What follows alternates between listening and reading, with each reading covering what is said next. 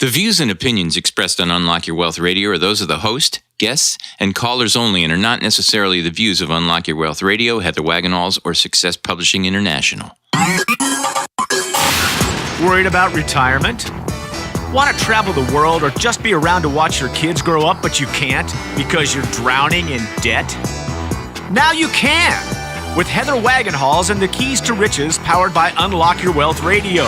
Heather will show you how to stop chasing your wallet, eliminate debt, lose financial stress, and live the life of your dreams. If you truly ever wanted to have more, do more, be and give back more, now's your chance. Listen weekly to hear what others are doing to manage their money better with these proven strategies for building wealth with the Keys to Riches financial philosophy. Now here's your host, Heather Wagenhals. So much for starting the show right. Hey, we're here now. Yay. This time we're we're record. Push the red button with the circle. Is on. Make sure it's flashing.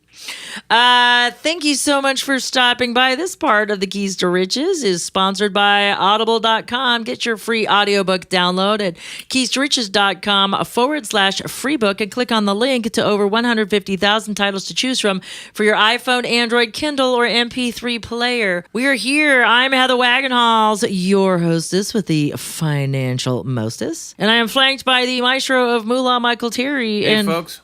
We will help you get your money mind right with the Keys to Riches financial philosophy, shall we? Sounds like a good idea. In addition to the Moolah word of the day, what is our key? Well, our key today is number 5. Take emotion out of the picture. Yes, take emotion out of the picture. So we've come so far in our keys. We're approaching halfway. Halfway. I like 6.5 is halfway. 6.5. After the 6th show, but before the 7th show, we're halfway. Right. So, yes. We have just an amazing show. I'm still in the vibe and the after effects of Freedom Fest. It was so enlightening and so important. Down. And yes, it's really, really tough because all 3 of my speeches, the 2 I gave at the Atlas Society Summer Summit, plus the Turning Critics into Converts speech I gave at Freedom Fest, all have to do with my biology-based approach to money management. Yeah. And so that was what was so cool, and it all circles around this key. So that's what was so great about being able to kind of spread the wealth, because now the people that took that workshop, because they were always like curious, well, what is biology-based money management? What does that mean exactly? That sounds scary, weird, and kind of intriguing all at the same time. I've been explaining it, people ask me what I do, because I'm a musician. Obviously, this is something new for me to be producing radio, and I've been explaining it to people, and they're very interested. This musician came in yesterday, and he said, "I'd really like to hear the show." And it's like, it wasn't just him. I've explained it to a lot of people. Did he like the mic flags? He did. That's what actually got him. And you know what? He couldn't see the "your." Oh. So he said, "What does unlock wealth mean? What is unlock wealth radio?" Oh. Yeah, really. Color the word "your" in differently. Perhaps maybe go. just an outline. How about yellow? Maybe we just put a little black line. It's silver, like, the color of money. We've got green for the color of money. We got silver for the color of money. Yeah.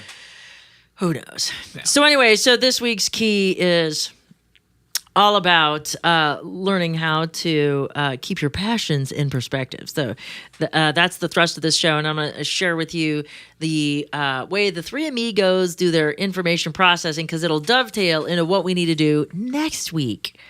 And do you remember what next week's key is? Next week's key is hope for the best, plan for the worst. There we go. I'm impressed. Yes. And so this key kind of is a precursor, if you will, to next week's key. So we're going to talk about keeping your passions in perspective, and specifically how we do that to control our physiology, because that's the key to being effective I can't wait for the video to be edited so we could put that up on the website, my different classes, because the experiential workshop was just blew people out of the water. Neat. They were so freaked out. We did some timeline work, like where are you living? You know what I mean? Because, when we talk about objectivism and being an objectivist, it's all about having the capacity to reason and to use logic, but we can't if our biology gets in the way. And people just did not realize that. Yeah. Think about how many, philosophy classes or paradigms or strategies for successful living that you've heard over the years from people. And yet, like, it sounds good. You're like, oh, well, I can adopt those principles, but then somehow, like, it never happens. Like, because I always give this example. We already know to spend less and save more. Right. But we don't. We don't do it. We don't do it. And why is that? Well, it's because our biology gets in the way. And that's what I tell everybody now when I give them the little spiel. Yay! You be proud of me. I'm a good little salesman here. Outstanding. It's good to see your selling shoes on. Yeah. That's wonderful. So let's talk about our moolah word of the day first, shall we? So we can get this out of the way, and then we can get on to our fabulous key for this week. So our moolah word of the day is actually a phrase. And the phrase is traditional economy. Okay. So a traditional economy is an underdeveloped economy in which communities use primitive tools and methods to harvest and hunt for food, often resulting in little economic growth. Traditional economies are often found in rural regions with high levels of subsistence farming. Countries that evolve their economies past the traditional level often develop into market economies or command economies. So a market economy is, where the market dictates. You think of free markets. A command economy is where the government controls the economy. It tells you what to build and how much to sell it for and all of that good stuff. Subsistence farming means that they're producing enough for those in their community. They're not producing excess to be sold. They're producing enough to barter within each other. So that's a traditional economy.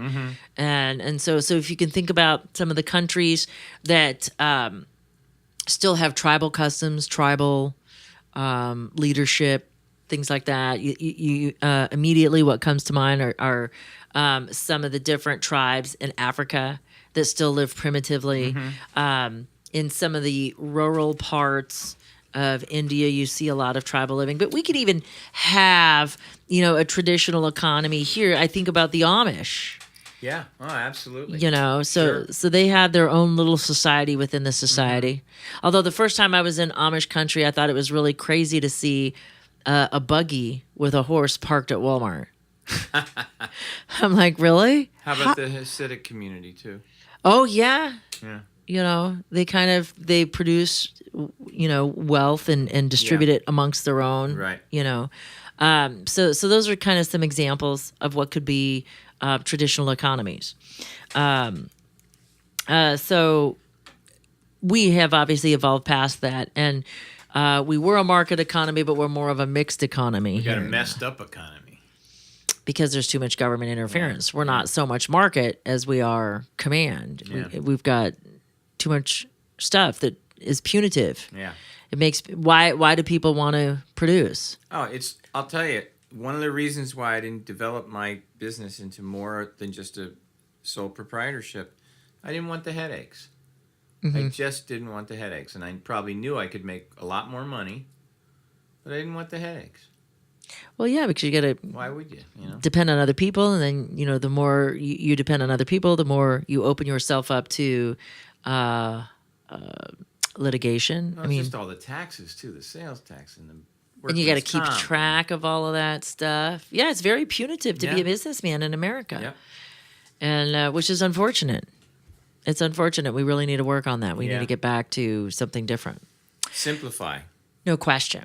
Well, that's our word of the day. So, traditional economy. Now let's move forward, shall we, and explore this week's key. How about it? Sounds good. So for those of you who are joining us for the first time, welcome to the show. We're so glad to have you. Whether you came over from our sister show at unlockyourwealthradio.com or just kind of found us, we're so glad that you were here. However you got here, we're thrilled because we want to share with you how to become financially free. So the Keys to Riches is a financial philosophy I created that teaches you how to think like the rich and be in control of your own money. It also gives you specific techniques to create or fix your credit, eliminate debt, save and invest, building, transforming your current financial habits into healthy money management skills. And we do this one week at a time here at the Keys to Riches powered by Unlock Your Wealth Radio. So this key is a critical piece because all the stuff that we learn about managing our money is for nothing if we can't control our physiology enough to execute and create the new behavior patterns that we need. So I've spoken of this on other shows, and I don't recall. I sprinkle it in here and there. So, but let's kind of walk through it all the way. So I'm going to give you the 3 Amigos model for information processing. And I'm also going to give you how we respond to things so you can understand at a biological level what I mean by take emotions out of the picture. Because it's more than just emotions that we need to take out of the pictures. We need to take, our ability to respond to the next level. And in order to do that, we need to control our emotions and be impartial as much as we can. And the only way to be impartial is to be at peace with ourselves. And so that's kind of what I'd like to talk about. So if you think in terms of the brain and biology, the brain is fascinating. And it's you probably have heard the analogy of an iceberg or an island. So the part that you see above the waterline is about 12% of the actual iceberg. The same is with our conscious in relation to our subconscious. So we have 12% conscious activity. Our conscious activity is limited to balancing 7 to 9 things plus or minus 2 at any given moment. Think of phone numbers. There's your 7 digits. Yeah. Okay. So 7 to 9 things plus or minus 2. Then you've got this 88% that is your subconscious. So this part of your brain can handle 4 billion bits of information per second. Wow. It's amazing. It's super powerful. We haven't tapped. How do they figure that number out? Oh, based on imaging and activity. You can see we're only using about 12% of our brains. Wow. It's pretty nifty. To see how some of these brain scans light up. I want to go get one. I'm so bad. I just had to make the time and go do it. I tried to get one done a couple years ago, and scheduling, they were moving their offices. And so I was all set to go to California to Dr. Amon's clinic, and then they had to reschedule with me. And then I lost my window of opportunity because I wasn't going to be back in California for some time. So that was really heartbreaking for me. But it's amazing how detailed these can be and the information that you can glean from this. But what happens is, let's take it, for example, habits, okay? The brain is basically lazy. So it creates these neural pathways, and over time, each time we successively repeat something in a particular fashion, it carves that neural pathway deeper and deeper. The only way to bypass this slow ebbing away, like the Grand Canyon or the Colorado did to the Grand Canyon, is you have to have a single event learning experience to create a crater that deep. And so now think of an asteroid hitting the Earth and the big dent it leaves. Right. So there's the difference between a single event learning experience, so something traumatic. It could be traumatic good, it could be traumatic bad, but it's traumatic nonetheless. Or we can ebb it away like the Colorado onto the Grand Canyon. So in either case, the more often something is done, the easier it is to access it, the stronger the neural pathway is, the more difficult it is to break that habit. Okay? Makes sense. And the reason why people do what they do is because it's been ingratiated over time. And so it's very difficult to change a habit. You can't delete a habit, but you can certainly replace it because the neural pathway to make that choice exists in that way. And when people say you just need more discipline or you just need more intestinal fortitude or willpower, and that's not it. Because what we know, especially from Dr. Joel Wade being on the show, is that discipline dissipates and willpower wanes. And so because of that, we're more strong in the morning. So we're likely to succeed at things that we tackle early on. But as that conscious part of our brain, that 7 to 9 things plus or minus 2, gets overwhelmed by the end of the day, we are more likely to reach for that soda pop, make that expenditure, or make an ineffective decision that's the antithesis of what it is that we're trying to correct. And we won't be able to consciously override the subconscious. And if you think about it, if I brought, like, let's say we each had 100 members on our respective teams, and let's say we were going to play some sort of game. And let's say I brought 12 of my people, and you brought 88 of yours. Who do you think is going to win? Who is going to win, Michael? I think your 88 is going to clobber my 12%. Oh, yeah. Every time. And the only way that I can overcome your 88% is if I'm super strategic and well organized. Right. That's the only way that I'm going to be able to make that happen over time and win. Otherwise, we default to our previous training. Right. So that's part of why we don't make change. Yep. Because it's easier to stay the same and complain sure. about it. Yeah. People don't change until the pain of change is less than the pain of staying the same. You have to get so uncomfortable. Yep. That fire under your fanny has to be turned up so hot that you finally move away from it. Right. Because the reality is the carrot always dangles on the stick. You're either not looking or you don't care. You'd like to have the carrot, but you're comfortable. You're complacent. Right. You're okay where you are. You'd like more, but you're not willing to make the effort to get more. Right. The only time you really move is when you've got the impetus to, like something painful. So those are some of the challenges we have. So you couple that with our biology, and this is why we need to make more effective decisions. This key was actually inspired by some comments that my father had said to me years ago, and that's kind of how I came up with this key. This part of the Keys to Riches, powered by Unlock Your Wealth Radio, is sponsored by KeepMyID.org, the only service that actually prevents identity theft. All others are just monitoring services. Put your credit on lockdown for Keys to Riches radio listeners by visiting our website at keystoriches.com/keepmyid and click on the link to start protecting your financial future right now. Remember to use promo code WAGS. So my late father's saying to me was, when I was asking for something, and he was gone most of the time. My parents were divorced, so and he always lived in another state. So I only saw him a handful of times. I don't think I even saw him 10 times growing up after he was gone. So he had said to me one time, I asked for something, and he said, the whole money doesn't grow on trees. And stuff like that. And we were taught, and I'm like, well, you're rich. And he's like, I'm not rich. And I'm like, why are you not rich? You handle, millions of dollars for this very important, powerful business. And he said that, that it was easy to manage other people's money, and he could manage millions of other people's money each and every day, but he couldn't balance his own checkbook. Right.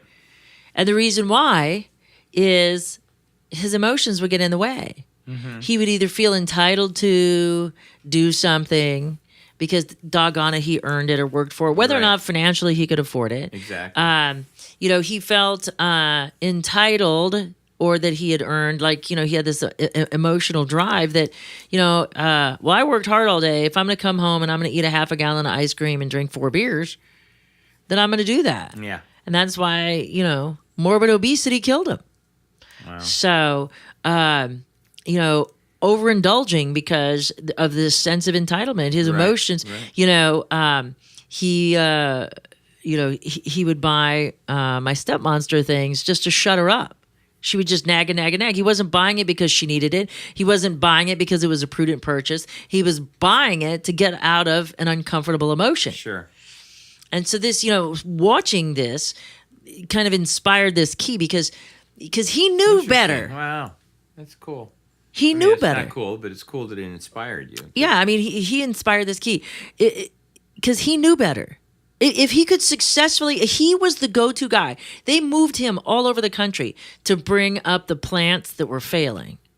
And he was always the turnaround guy. They'd take him in and have, he would take a plant, and within 6 months to a year, he would go from red to profitable in a short period of time. Wait, it sounds like he'd be worth a lot of money. Yeah, you would think. You would think. Yeah. But he was indulgent when it came to his own, to his own life. And so, all of this stuff came out after he died. He had fully borrowed of his, he had fully borrowed against his 401k. So there was essentially nothing in there after they paid back the loan. He hadn't paid his taxes for years. So where did all that money go? You know what I mean? It's just the dichotomy of effectiveness in his professional life and ineffectiveness managing his money in his personal life was really startling, to find out that there was not only that there was nothing left, that there was negative left. Yeah. It was just a crazy proposition. Yeah, it was just kind of insane. And so that's kind of, I'm looking at that. And then I started putting two and two together because when he passed away, all of this stuff kind of just started to really kind of sort of come out. And but he used to have all these little statues in his office about money. He had like a brand new uncirculated copper penny, and it talked about the power of a penny. And I always wondered what that was or what that meant. And he said, well, if I raise the price of washcloths, because they were in the linen supply business, if I raise the price of washcloths by 1 penny, I can actually create this much money in new income. If I can cut costs in this area by 2 cents, I can save, and he would show exponentially how it would work. And so I always liked that. That's one of the things I asked for. Like all these things I tried to get at my dad's that because business was his thing, that, that all these things started coming out when I started asking for little stuff, Yeah. and all of the money thing is just like the most crazy deal. And so it made me start looking at things differently. I was running a home buyers club with my mortgage company for people who couldn't qualify today.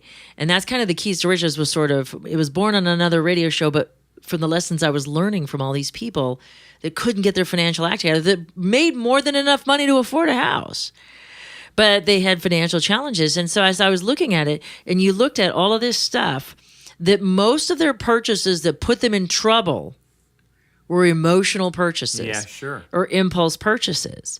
And so that's what kind of made me explore this whole, I explored the psychological base, but even though we did, that gives you some rationale for what goes on, but it doesn't stop it, because knowing that you have psychological hangups doesn't fix it. Yeah. And so why are we still getting in it? And it's actually beyond emotion. It's actually biology. And that's what I learned the more I explored the brain and the more I started doing all of this research. So I came up with this very simple way to explain how we process information and why we can't be logical more often. And I call this my 3 Amigos model for information processing. And, I chose the name because there are 3. If you remember the movie with Chevy Chase, Martin Short, and Steve Martin, right? It was super funny. Like each one of them had like their own cute little redeeming quality, but mostly they were bumbling along. But they could rise to the occasion when they worked together, when they cooperated. Remember, they conquered the infamous El Guapo, So that's why I thought, you know what, that's right, because each one of these brains on its own is kind of lost without all of them working together. And, I got a tremendous response at both the Atlas Society Summer Summit and Freedom Fest when I shared this concept. It was an aha moment for people, because all of those people were intellectual people. All of those people, I mean, it's not like I was talking, to illiterate people or people that didn't make any money. These are all competent professional people. Right. And they were like, oh my gosh, so many people kept coming out throughout the week to tell me about their aha moments. And so it basically works like this. So if you think in terms of the three styles of brains that we have our original brain, our survival brain, we have our emotional brain, or our memories, our mammalian brain, and then we have our logic brain, which is our prefrontal cortex. And yes, I know that there is more to the brain than this. So all of you people, this is an oversimplification because this is radio. So I have to make it simple so you can understand it and create your own visuals, because I can't give them to you because you can't see me. I'm invisible. I have my cloaking device on. It works. So if we think about this, the way it works is information comes in, whether it is outside in a stimulus in our environment, like a coyote runs across the street in front of us while we're driving, or it's a thought you have. I think I'm going to go work out today, or whatever it might be. It's an internally generated stimulus. You have a stimulus. So the process, let me boil it down to you, is I do, I feel, I think.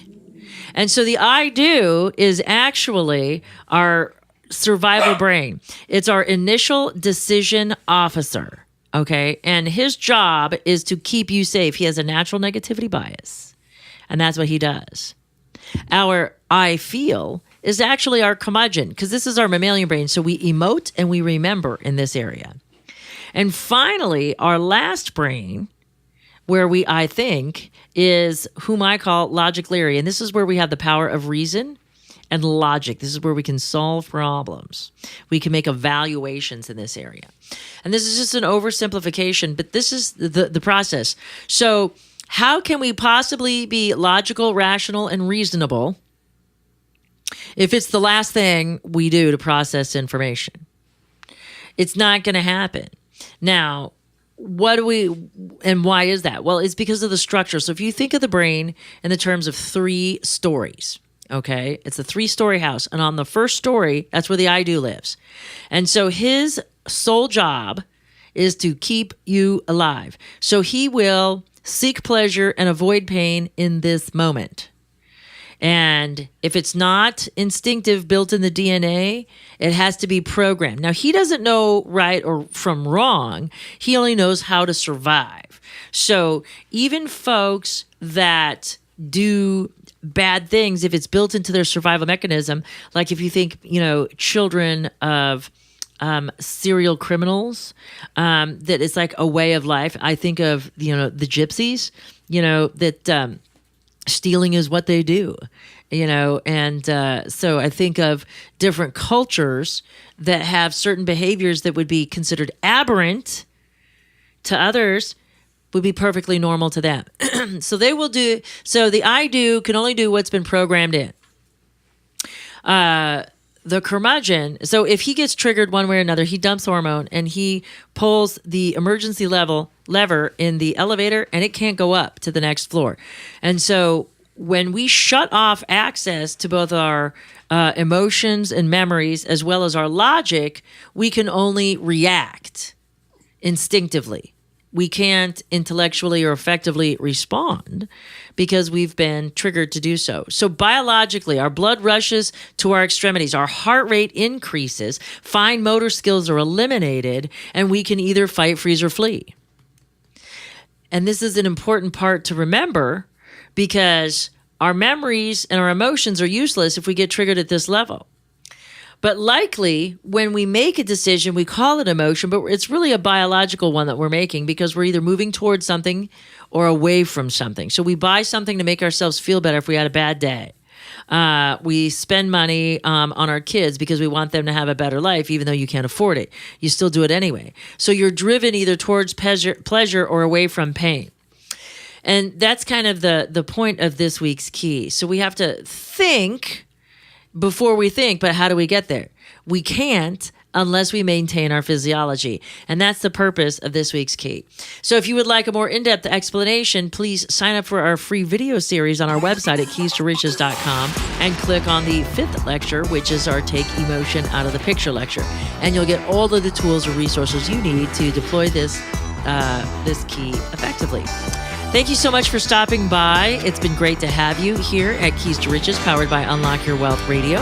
And for the maestro of Moolah, Michael Terry, I'm Heather Wagenhals. Now go out and unlock your wealth today. UnlockYourWealthRadio.com is produced by Heather Wagenhals and the Unlock Your Wealth Foundation. UnlockYourWealthRadio.com and its affiliates are copyrighted 2016 with all rights reserved. For more information on the Keys to Riches Financial Wellness Series, please visit our website at www.unlockyourwealth.com.